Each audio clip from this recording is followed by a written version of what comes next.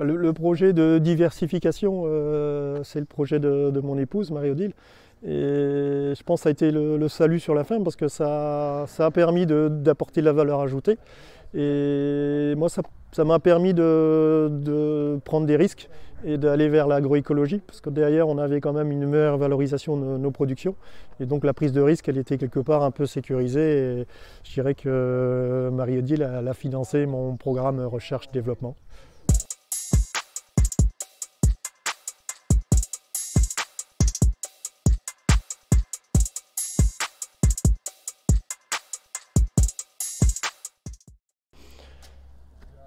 Donc on a repris l'exploitation familiale début des années 2000.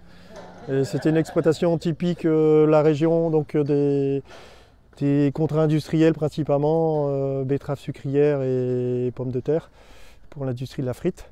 La Belgique n'est pas loin. Et donc on a gardé ce modèle pendant une dizaine d'années.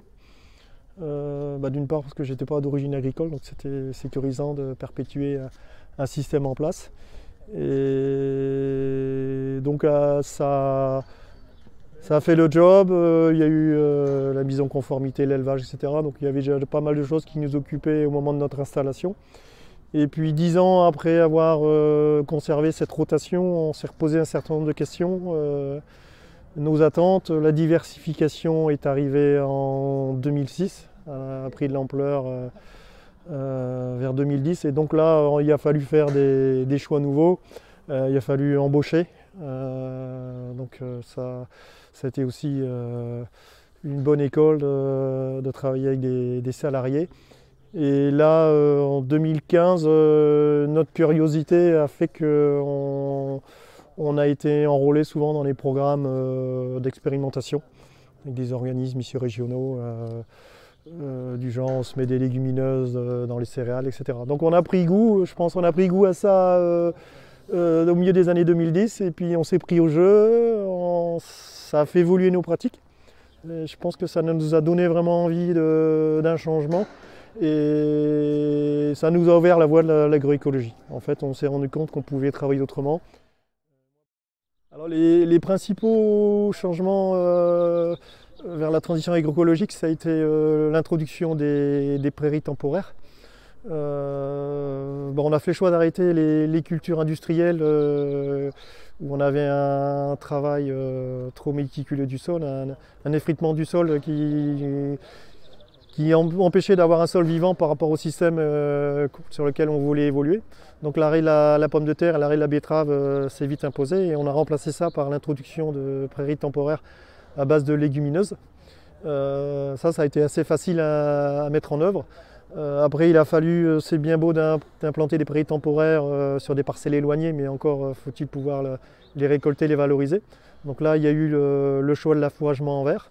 Donc là c'était un nouvel investissement au niveau équipement pour aller chercher cette herbe fraîche et riche en protéines et la distribuer aux vaches. Il y a eu aussi un changement quant aux intercultures. Donc c'est du métail protéagineux maintenant pour sécuriser aussi les stocks au niveau fourrage conservé. Parce qu'avec l'affouragement en verre, j'ai beaucoup de stocks sur pied. Donc ça a été une sécurité supplémentaire. Et puis l'introduction des févroles aussi pour réduire notre dépendance à la protéine extérieure. Donc ça c'était aussi un nouveau choix, une nouvelle conduite sur la ferme. Et puis aussi la meilleure valorisation des engrais organiques. Donc que ce soit ici on produit du fumier et du lisier. Et donc il a fallu changer de système d'épandage, trouver une entreprise qui avait des rampes spécifiques pour épandre plutôt en sortie d'hiver, sans matraquer les sols. Donc ça a changé tout à fait notre vision aussi de l'épandage de nos matières organiques sur la ferme.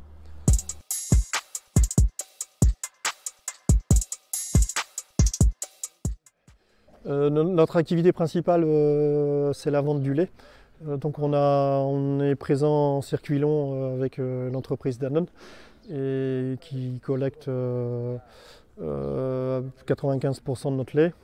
En chiffre d'affaires, c'est 70%, puisque à côté, la valorisation du lait ici à la ferme avec la transformation Dans notre laboratoire, même si c'est une partie infime, elle représente aujourd'hui presque 30% du chiffre d'affaires lait. Donc ce qui fait qu'on a une valorisation au litre de lait moyen, si on comprend nos deux débouchés, circuit long et circuit court, d'à peu près 670 € les 1000 litres aujourd'hui en valorisation.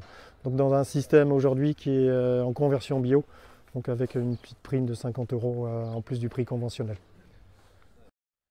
Alors notre prochain projet sur la ferme, c'est un séchoir pour des fourrages surtout à base de légumineuses.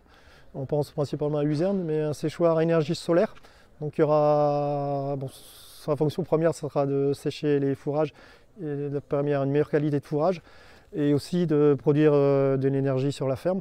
Et donc l'ambition aussi, c'est d'avoir un projet collaboratif, donc d'avoir un séchoir qui soit à l'échelle du territoire et pouvoir le partager avec des éleveurs locaux qui souvent achètent de la luzerne toute faite dans des régions éloignées.